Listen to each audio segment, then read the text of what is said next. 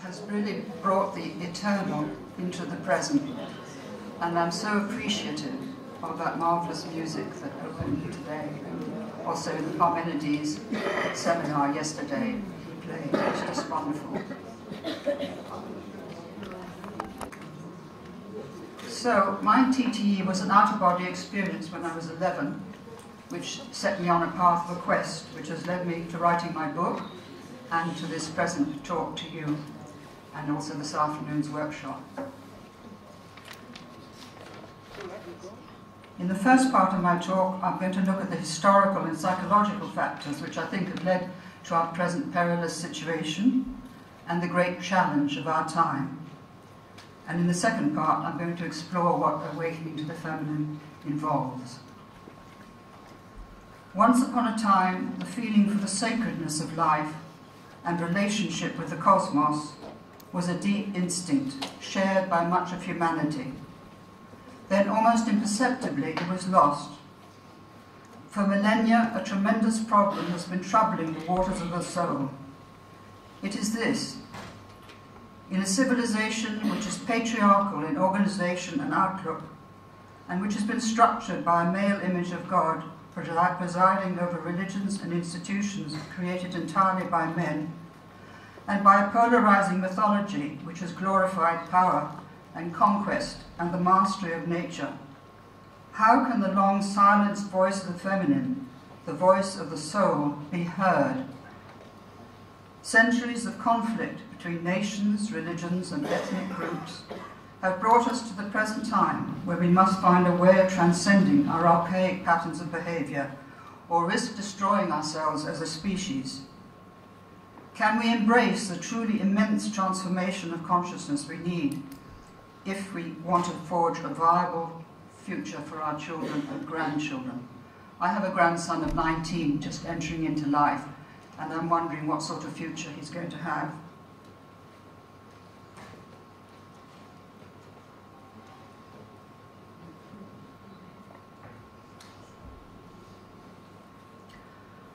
Einstein said that with the splitting of the atom, everything has changed save our mode of thinking, and thus we drift towards unparalleled catastrophes. But how do we change our mode of thinking? It may help to look far back into the past to understand how our present mode of thinking has come into being.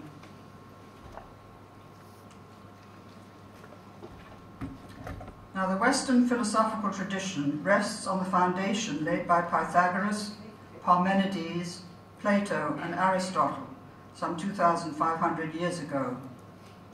These philosophers were in touch with the creative depths of the soul. They were mystics and prophets, links in an ancient Western initiatory tradition that originated in Egypt. For them, science and philosophy came from the sacred and led back to the sacred. Pythagoras spent 25 years in Egypt and learned from the Egyptian priests the mathematical principles of the harmony of the cosmos, and left us these immortal words: "Take courage, for the human race is divine." Parmenides wrote an extraordinary poem describing his journey into the immortal world, through immense gates that stretched from earth to heaven. There he encountered the goddess, who, taking his right hand in hers, gave him teachings to take back to the land of mortals, teachings about truth and justice and the right ordering of society. Plato, his pupil, described the soul of the cosmos as a single living creature that encompasses all living creatures that are within it. Aristotle was perhaps the first scientist. These men knew absolutely that the cosmos was a living, harmonious whole, and that our consciousness could connect with the higher dimensions of that greater whole. I feel I need eyes in the back of my head to see what's on the screen as well as what's on my page. I think it's okay.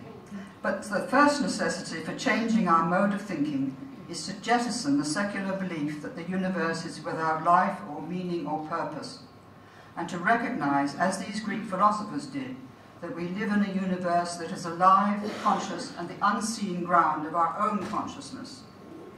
The second necessity is to understand how a separation arose between the two great archetypal principles, represented here by Zeus and Hera. The patriarchal religious tradition rests on a fundamental dissociation between the masculine and feminine archetypes, between spirit and nature. The concept of deity in Judaism, Christianity, and Islam contains no feminine dimension. Nature and the Great Mother were not included in their image of spirit. All three religions ruthlessly eliminated the belief that spirit was present in nature.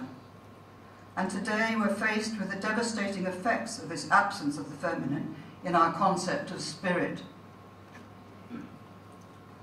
There is no respect for nature, no relationship with the life of the planet, no apparent awareness that we are destroying the habitat that sustains us, a habitat that was once worshipped as sacred and as the Great Mother.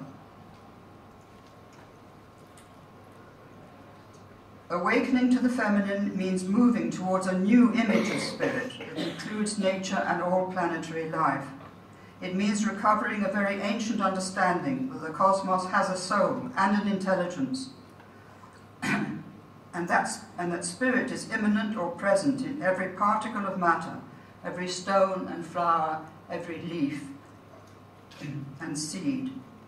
And like the seed, we carry within us the evolutionary potential of reaching a higher state of being, a higher state of consciousness. When we're 5 years old, we don't know what we're going to be when we're 80. We have no idea what we can grow into. And it's the same, I think, with the human species as a whole. We have no idea what our potential is.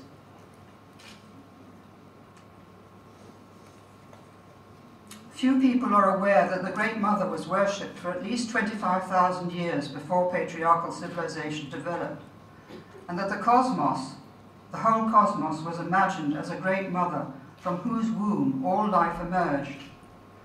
To understand the importance of the feminine and the forgotten matrix or foundation of the conscious mind, we need to go back to the great civilizations of the Bronze Age, and long before those to the Neolithic and Paleolithic eras. And that's what I did in my first book, The Myth of the Goddess, that I wrote with Jules Cashford. The moon and its phases were the foundation of the great Bronze Age myths of death and regeneration, because the moon is continually regenerated. It's much more obvious than the sun. You watch the slow phases of the moon. You see that there's balance between the light and the dark, and you know that there's going to be a regeneration after death. I call this the lunar era, therefore, because of the moon's importance. The central image here is of Artemis of Ephesus, the great goddess of Anatolia, and she is in the Archaeological Museum in Naples, if you ever happen to go there. She's just been restored.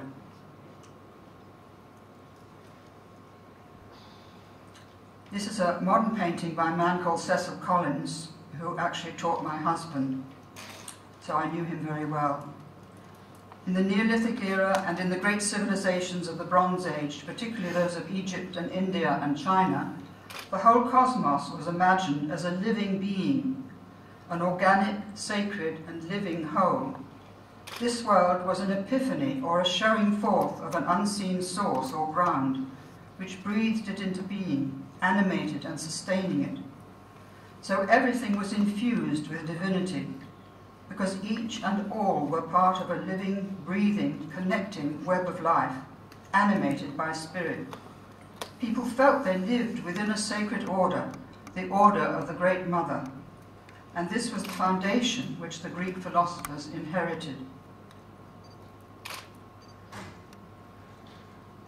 Now, the Black Madonna in many European shrines is the descendant of Artemis of Ephesus, and also of Isis, two of the great goddesses of the Bronze Age.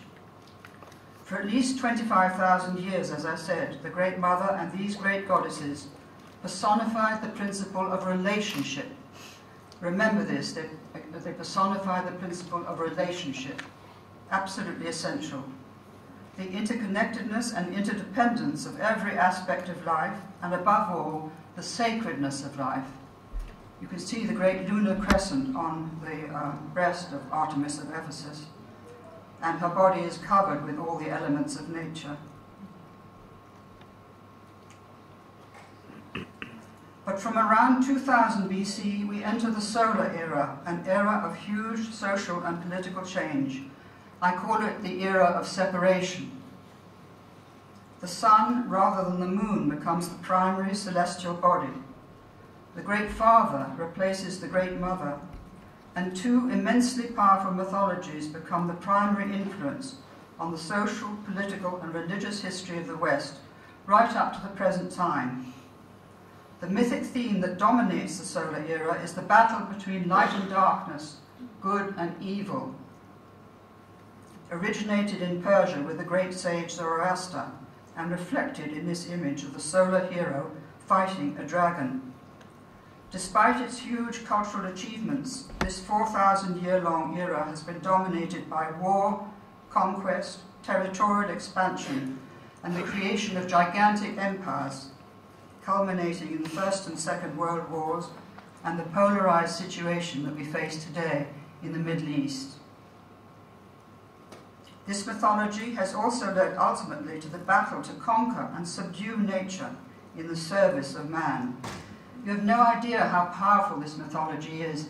It has led to our ascent, if you like, but it's also led to a huge polarization in everything that we think about, everything we do, our whole attitude to reality. During this era, the drive for power replaced relationship. Set in the context of the psyche, however, this battle can be understood to reflect the ego's struggle for autonomy in relation to the immense power of the matrix of nature and instinct from which it was emerging, and which is symbolized by the dragon. The ego's great fear was of being swallowed by the dragon, falling back into unconsciousness and dissolution.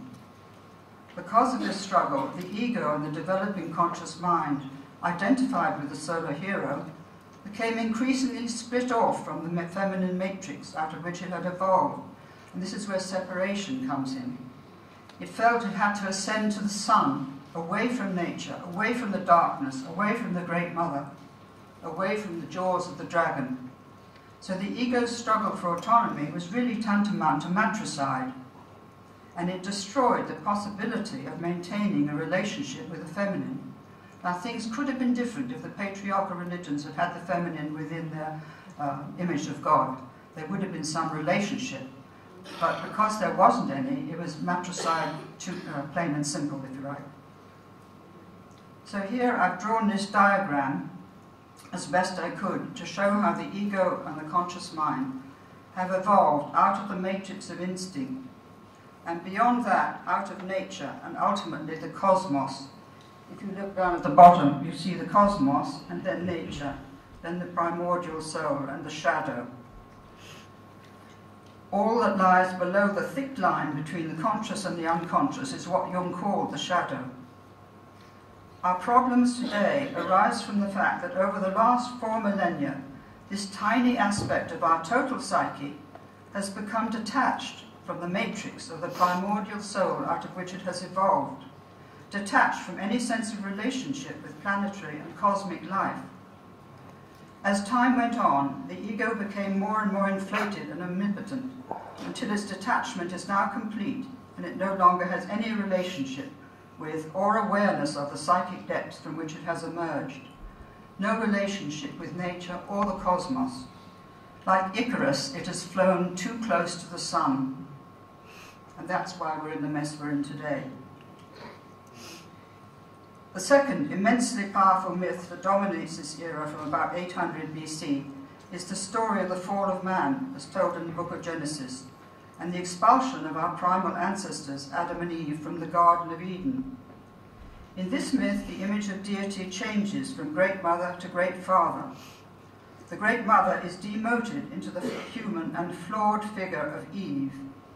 Divine immanence is lost. This is absolutely essential. Divine immanence is lost.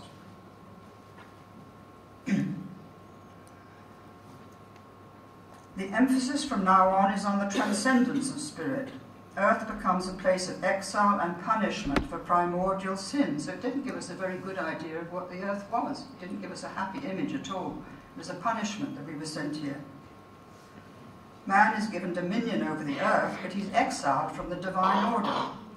He lives in a world contaminated by the fall and subject to sin, suffering, and death.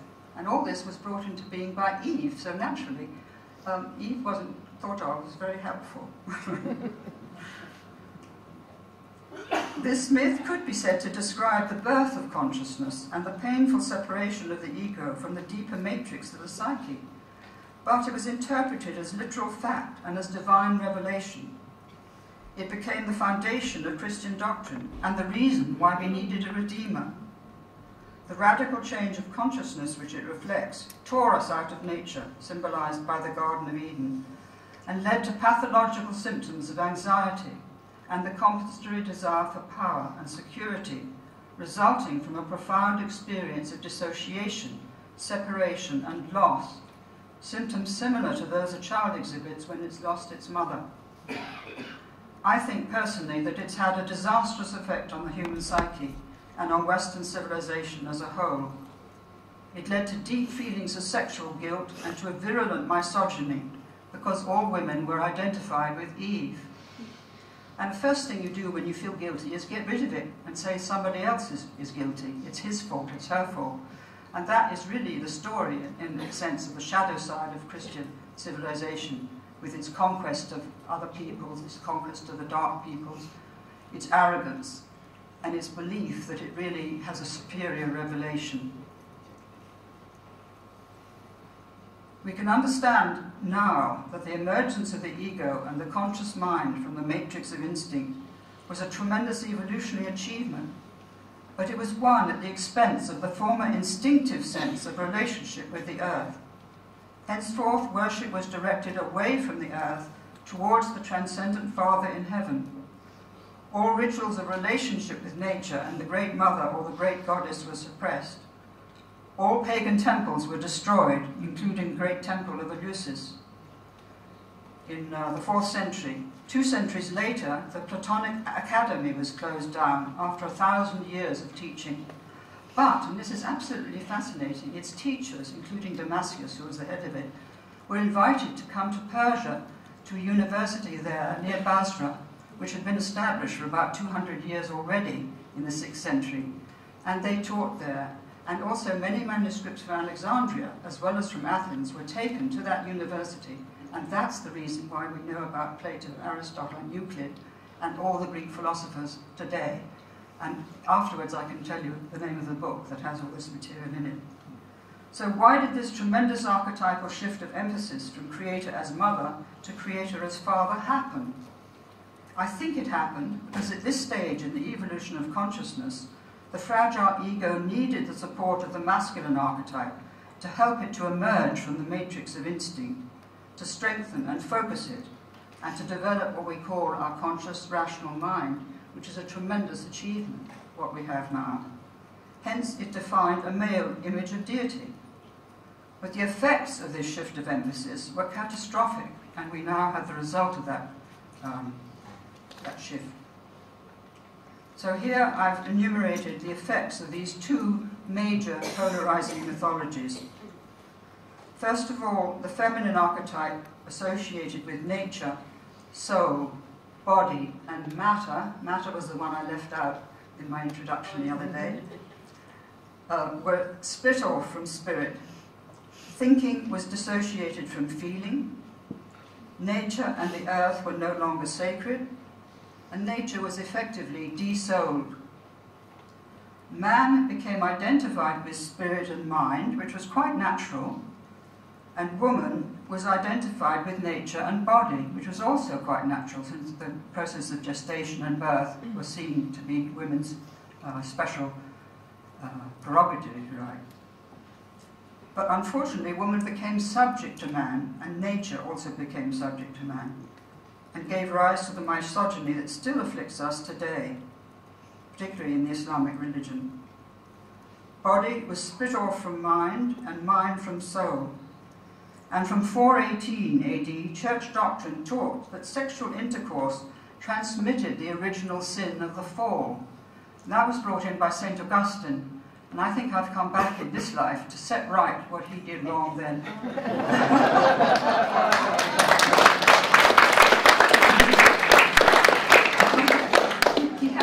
He had a great opponent called Pelagius, and they had a battle royal like two stags fighting.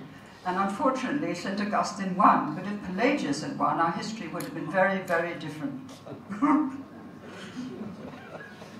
So Western civilization developed on the foundation of this fundamental association between spirit and nature, creator and creation, and that's the problem we face today. And over the millennia, this dissociation effectively destroyed the ancient recognition of the presence of spirit in the natural world and opened the way to its ultimate exploitation. The feminine archetype, once associated with the Great Mother and the great goddesses of earlier civilizations, and with a deep instinctive sense that the world was part of a sacred cosmic order, was relegated to the unconscious. Our current worldview rests on the premise of our separation from and mastery of nature, where the resources of the planet are unthinkingly plundered to serve the ever-growing numbers and needs of our species. So I think our most urgent task is to heal the split between spirit and nature, and to reconnect our conscious, rational mind with the feminine matrix of our psyche that Jung called our primordial soul. By the way, I should have said it before, don't take notes, I can send everything you want later on. I'm very sorry, I should have said that before. So, in this early 20th century painting of the Cyclops by a French painter called Odilon Redon, a one-eyed giant gazes out over a beautiful landscape holding the figure of a naked woman. No image illustrates more eloquently the current dissociation of our rational conscious mind with its one-eyed vision from the deeper matrix of our soul and its instinctive way of knowing. World culture is now enthralled to this one-eyed consciousness. Immersed in the fascination with technology, we've forgotten our profound relationship with the planet. Technological progress, scientific advance, the acquisition of wealth and political and corporate power have become the supreme goals. The human mind has virtually replaced God.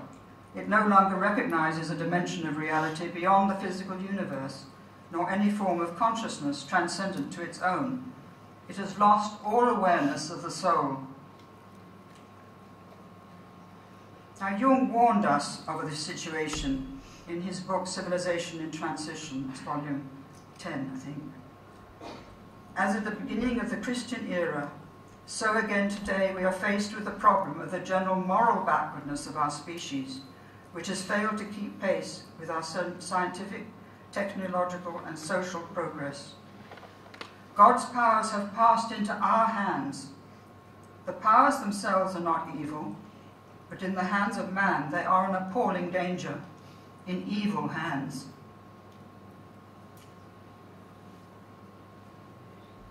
Got to take a drink.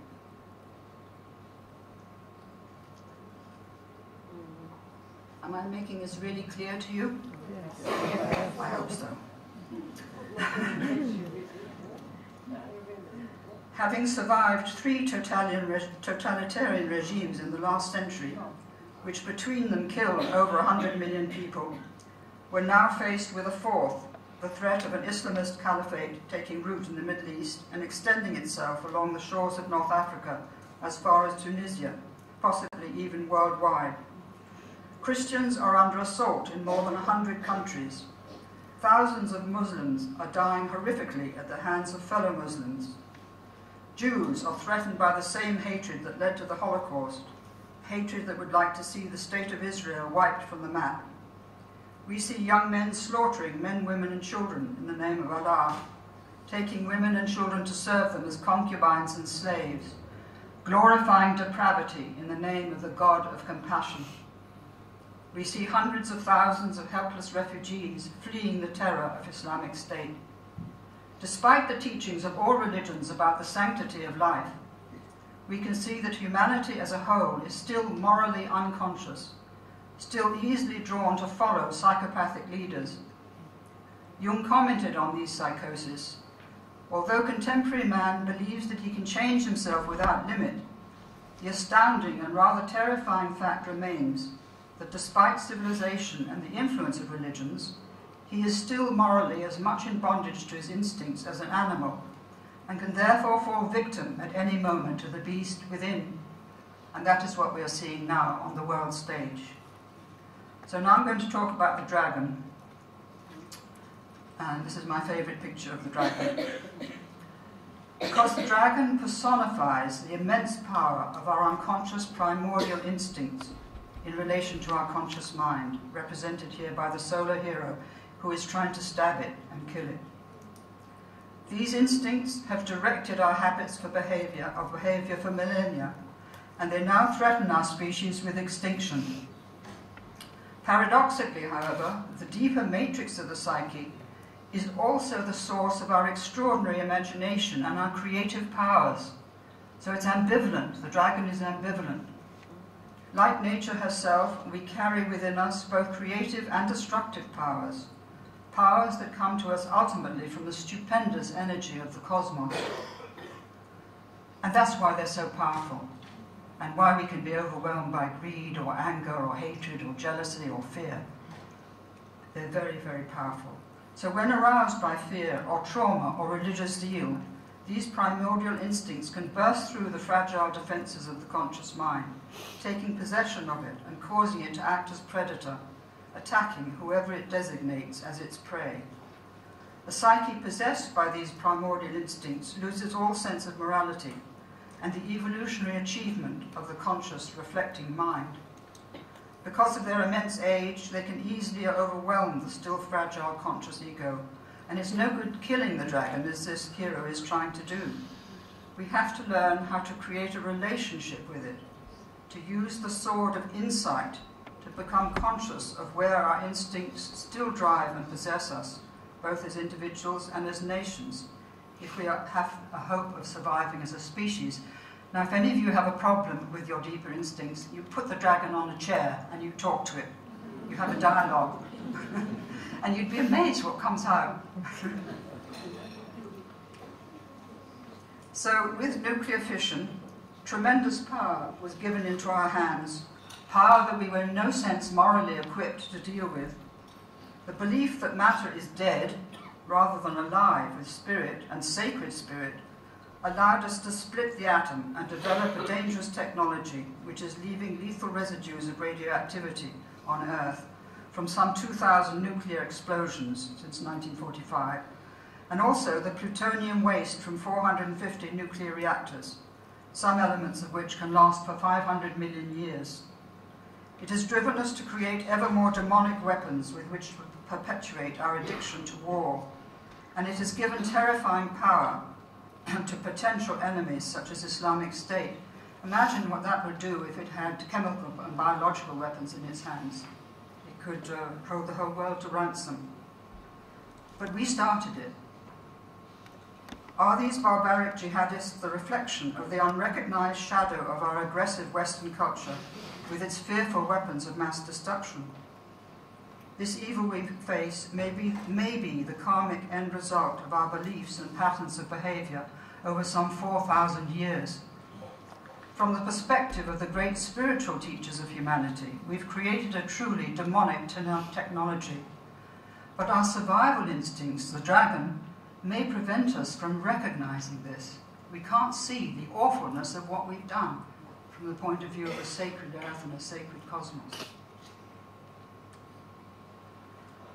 Two of the greatest teachers of humanity taught us how to raise our primordial instincts to the awakened state, symbolized here by the great serpent whose 7 hoods protect the Buddha who is seated on its coils, and by the figure of Christ rising from the tomb above the sleeping soldiers who symbolize our own culture.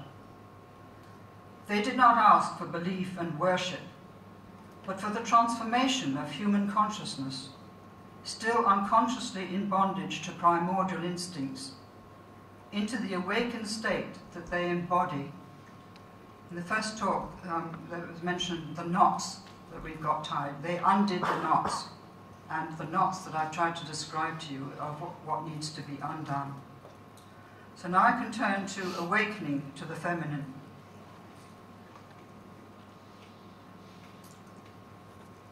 In the deepest archetypal sense, what does the word feminine mean? As I've defined it in my book, The Dream of the Cosmos, it stands for a totally different perspective on life, a totally different paradigm of reality, and for the values which reflect and support that paradigm. And these values and this new paradigm can be held by both men and women. It's not something that's gender specific. It stands for a new and conscious relationship with the earth and the cosmos, and the arduous creation of a new kind of civilization, a new level of civilization, which honors that relationship and those values.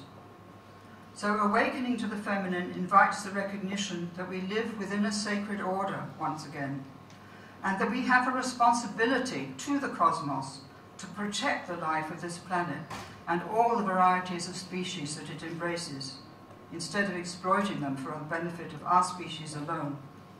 Awakening to the feminine, in the sense that I've described it, would fulfill Einstein's wish that we should change our mode of thinking. How am I doing for time? 10 minutes, that's okay. I think the first trigger for this awakening was Rachel Carson's book, Silent Spring, published in 1962. The second most powerful trigger was the astronauts landing on the moon in July 1969, which gave us the breathtaking view of the Earth seen from space. I wish I'd known about the Campbell one, it was really beautiful. 500 million people watched the Apollo landing and listened to Neil Armstrong's famous words. And in the space of a few hours, our planetary eyes expanded to cosmic eyes. Our relationship with the cosmos and our perception of ourselves was transformed. The fact that it was the moon that was being explored, age-old symbol of the Great Mother, the feminine and the soul, was in itself significant. But it was the sight of our planet from the moon that lifted us beyond national allegiances and opened our heart to a feeling of belonging to the cosmos. For the first time, we became visually aware of the exquisite beauty and fragility of our planet, and knew that it was our home in the vastness of the starry cosmos. After so many billions of years, the creative energy of the universe has evolved a form, the planet Earth, and a consciousness, our own, which is slowly growing towards the recognition of its ground and source. Yet because of the loss of the tradition of the divine feminine, we do not know that what the physicists are exploring in the finer and finer gradations of matter they are discovering is what the awestruck explorers of the Tree of Life in Kabbalah named the face and glory of God, nor that the universe we explore is the outer covering or veil of an unimaginably fine web of luminous and invisible relationships. We need to broaden our concept of soul to embrace the inner life of the universe and to recognize that it is alive and conscious and the eternal ground of our own consciousness. So I will attempt a definition of the soul. To me, the soul is the cosmic sea of being, or web of life, that underlies physical reality, through which all things are connected to each other. And as I speak, imagine that you are all in this room, held within this cosmic womb or web of life. We can't see it, but we are in it, rather like fish in the sea.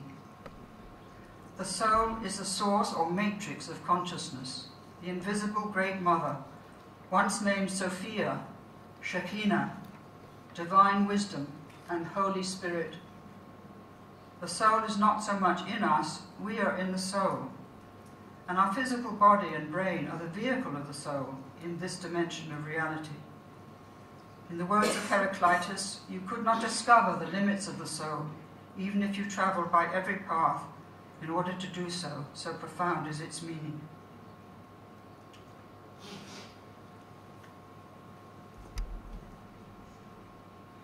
The highest qualities of the soul are the values of the heart, I think. And I've defined them, as I see them, as wisdom, compassion, love, justice, beauty and harmony. And the instinct which men and women share, which is the instinct to heal, nurture, protect, and cherish. And we've all of those who've had children or who've loved people will know about these instincts.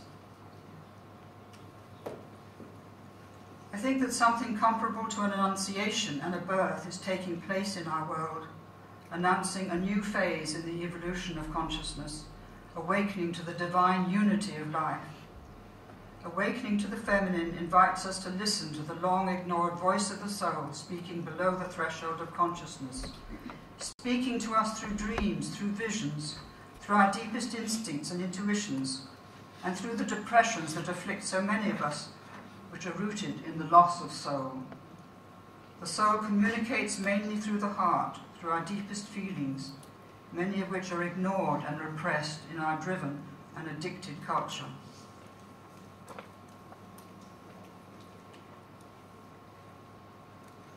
Awakening to the feminine means defining a new image of spirit, moving away from an image of a creator God who is separate and remote from his creation, towards an understanding that divine creative spirit is immanent in every aspect of life on this planet. It's here in the life of every one of us in this room. Divine mind is not something separate from us. We are co-inherent with it, at the very heart of it. And this, I believe, is one of the great revelations of our time.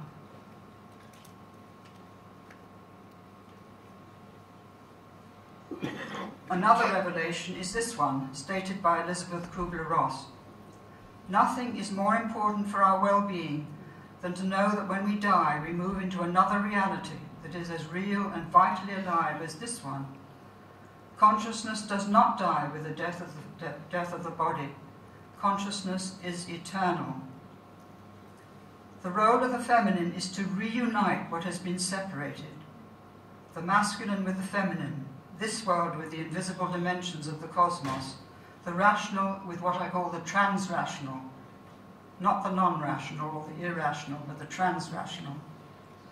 Through the near-death experience recounted by thousands of individuals and the huge body of evidence about our survival that now exists, we are being made aware of the immortality of our soul and the existence of our subtle or soul body. This is helping to dismantle the firewall the reductionist science has constructed in its insistence that there is only material reality and that the death of the physical brain is the end of consciousness. The apparent finality of death may be the greatest of our illusions.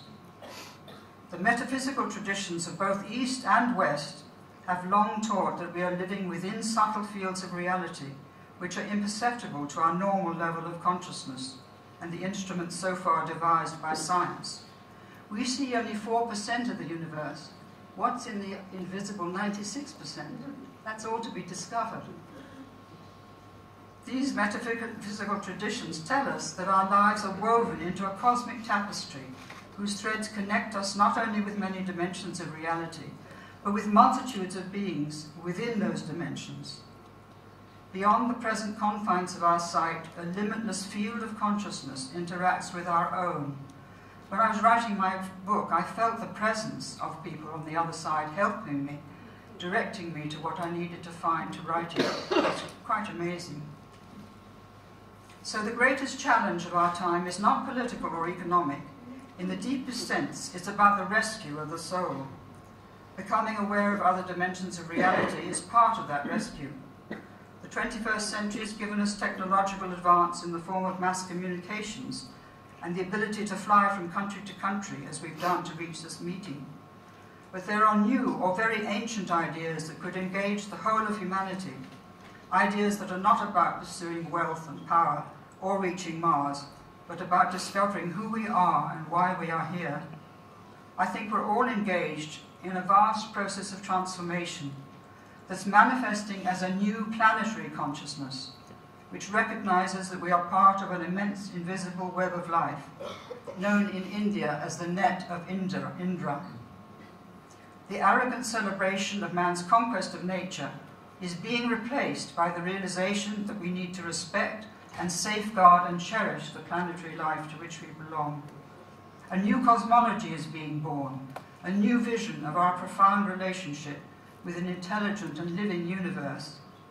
This emerging paradigm, together with the strengthening voice of the environmental movement and the work of literally millions of people all over the world that's now taking place, will, I hope, be in time to rescue this planet from our predatory and exploitive habits, in time to counteract the danger of destroying not only millions more species, but our own as well.